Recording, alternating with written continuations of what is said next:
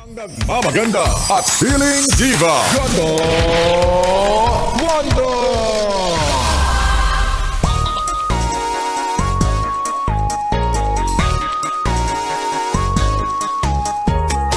Sinong pipiliin mo? Mahal ko o mahal ako?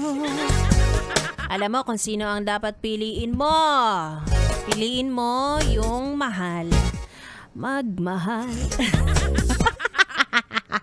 Parang promo lang namin. Pera-pera lang yan.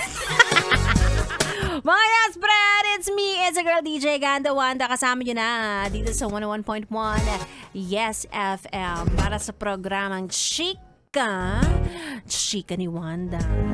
Pero eme lang yun baka naman seryosohin. Baka naman mawalan ka na ng pagmamahal. Hindi mo na malaman ang tunay na definition ng pagmamahal. Kaya kung medyo confused ka, sige sabihin na natin na napakaganda mo. Dala-dalawa ang gustong makuha ka.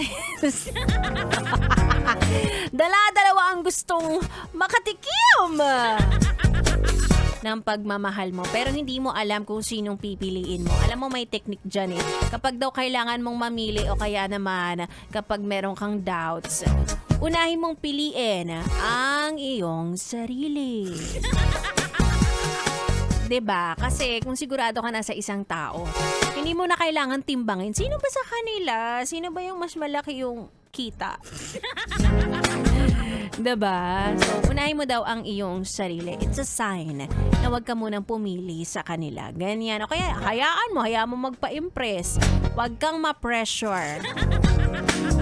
Dahil ang universe ang magbibigay ng sign kung sino talaga ang para sa'yo. Kaya, antayin mo kasi naka-duty pa ako. Sabi nito ulit, tama.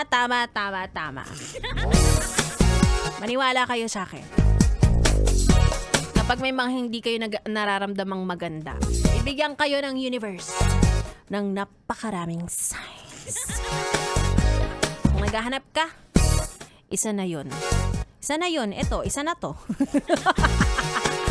I-take mo na to bago pa i-take ng iba. Anyway, hanggang alas 9 na naman tayo magsasama-sama.